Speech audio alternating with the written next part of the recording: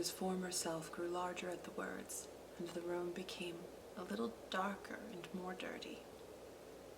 The panels shrunk, the windows cracked, fragments of plaster fell out of the ceiling and the naked laths were shown instead.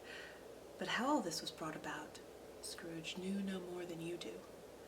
He only knew that it was quite correct, that everything had happened so, that there he was, alone again, when all the other boys had gone home for the jolly holidays. He was not reading now, but walking up and down despairingly. Scrooge looked at the ghost, and with a mournful shaking of his head glanced anxiously towards the door. It opened, and a little girl, much younger than the boy, came darting in, and putting her arms about his neck and often kissing him, addressed him as her dear, dear brother.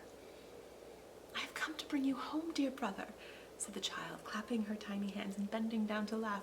"To bring you home, home, home." "Home, little Fan?" returned the boy. "Yes," said the child, brimful of glee. "Home for good and all, home for ever and ever. Father is so much kinder than he used to be that home's like heaven. He spoke so gently to me one dear night that when I was going to bed that I was not afraid to ask him once more if you might come home, and he said yes, you should, and sent me in a coach to bring you, and you're to be a man," said the child, opening her eyes, "and are never to come back here, but first we're to be together all the Christmas long and have the merriest time in all the world." "You are quite a woman, little Fan," exclaimed the boy. She clapped her hands and laughed, and tried to touch his head, but being too little, laughed again and stood on tiptoe to embrace him.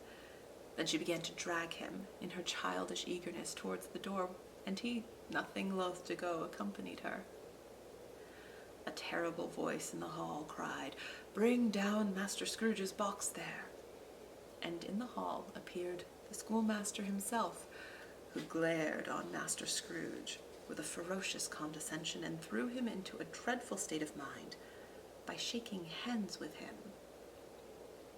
He then conveyed him and his sister into the veriest old well of a shivering best parlor that ever was seen, where the maps on the wall and the celestial and terrestrial globes in the windows were waxy with cold.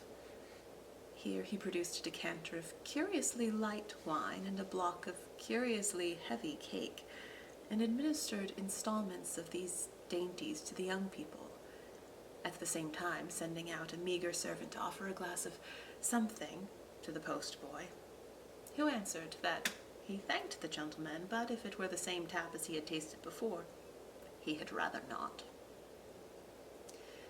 Master Scrooge's trunk being by this time tied onto the top of the chaise, the children bade the schoolmaster good-bye right willingly, and getting into it, drove gaily down the garden sweep, the quick wheels dashing the hoar frost and snow from off the dark leaves of the evergreens like spray.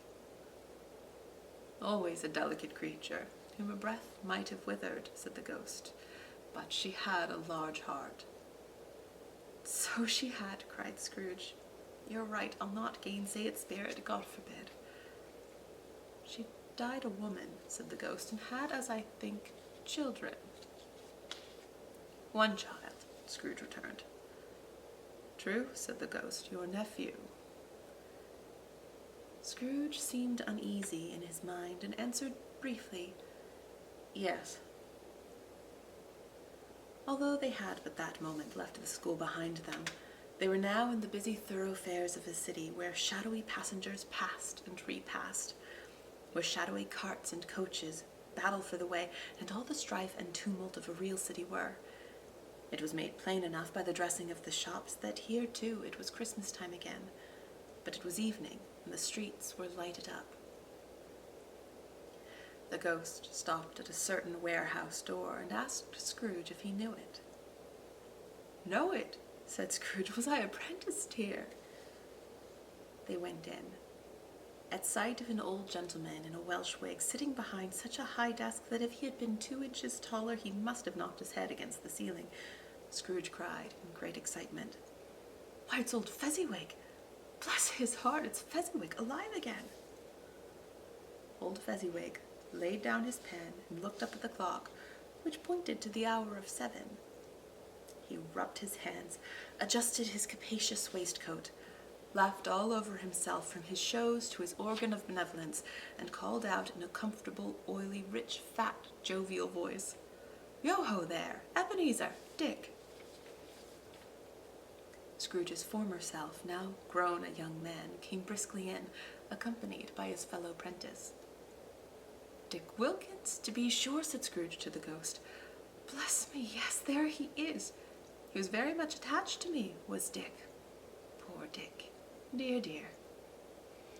"Yo-ho, my boy," said Fezziwig. "No more work tonight. Christmas Eve, Dick. Christmas, Ebenezer. Let's have the shutters up," cried old Fezziwig with a sharp clap of his hands, "before a man can say Jack Robinson." You wouldn't believe how fast those two fellows went at it. They charged into the street with the shutters. 1, 2, 3, had them up in their places. 4, 5, 6, barred them and pinned them. 7, 8, 9, and came back before you could have got to 12, panting like racehorses. "Hilly-ho!" cried old Fezziwig, skipping down from the high desk with wonderful agility. "Clear away, my lads, and let's have lots of room here. Hilly-ho, Dick! Cheer up, Ebenezer!" Clear away. There was nothing they wouldn't have cleared away or couldn't have cleared away with old Fezziwig looking on. It was done in a minute. Every movable was packed off as if it were dismissed from public life forevermore. The floor was swept and watered, the lamps were trimmed, fuel was heaped upon the fire, and the warehouse was as snug and warm and dry and bright as a ballroom, as you would desire to see upon a winter's night. In came a fiddler with a music book and went up to the lofty desk and made an orchestra of it, and tuned like 50 stomach aches.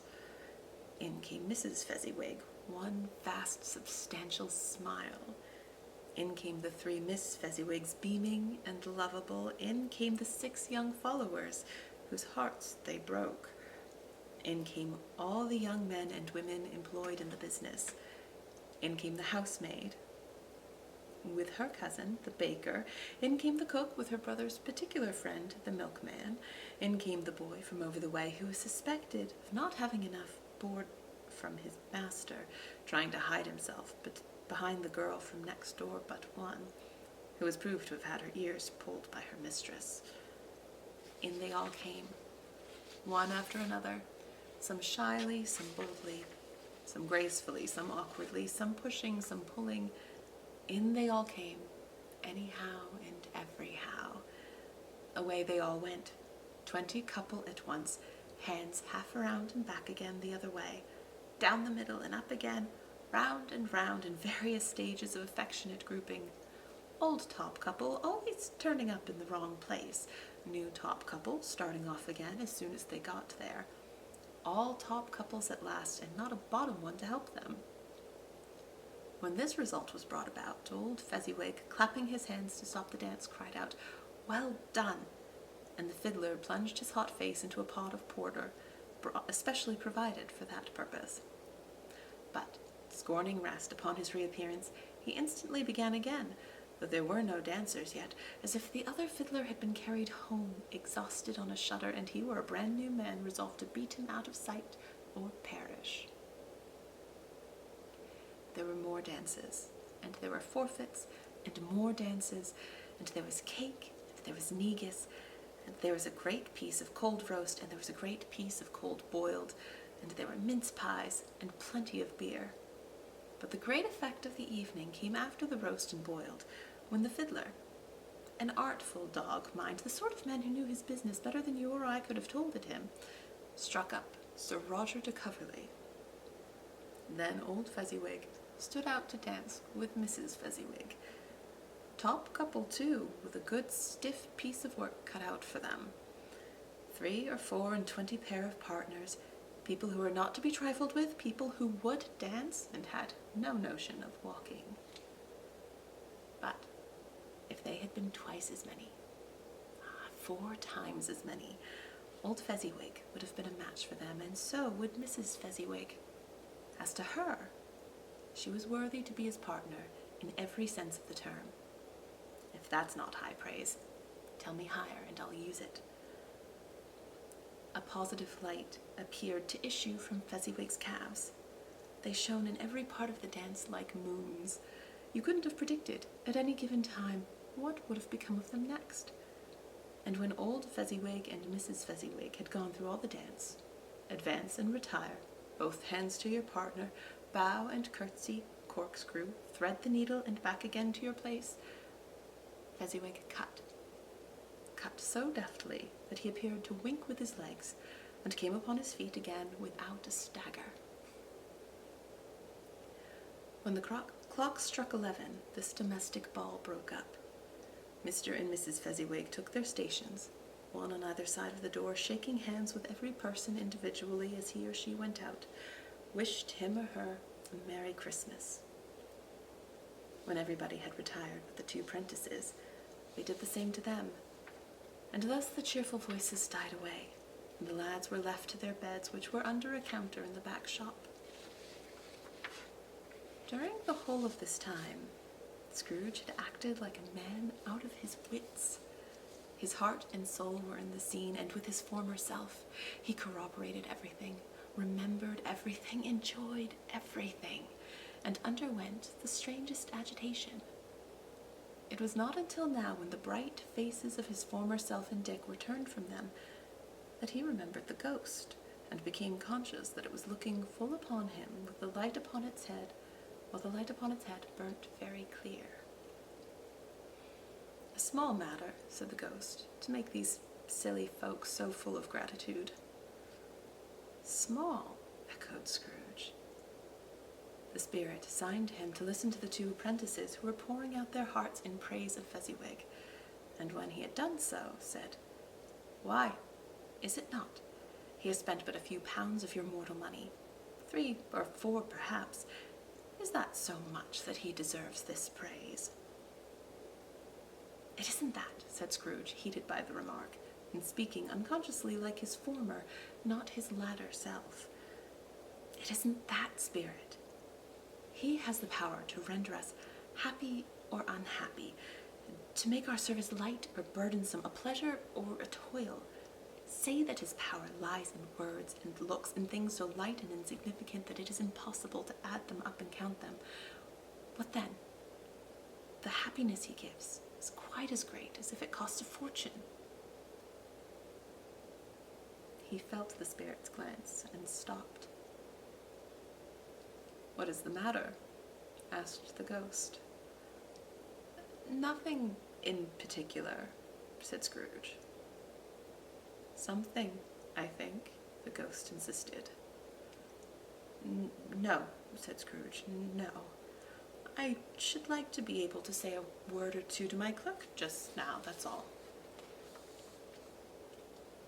His former self turned down the lamps as he gave utterance to the wish, and Scrooge and the ghost again stood side by side in the open air.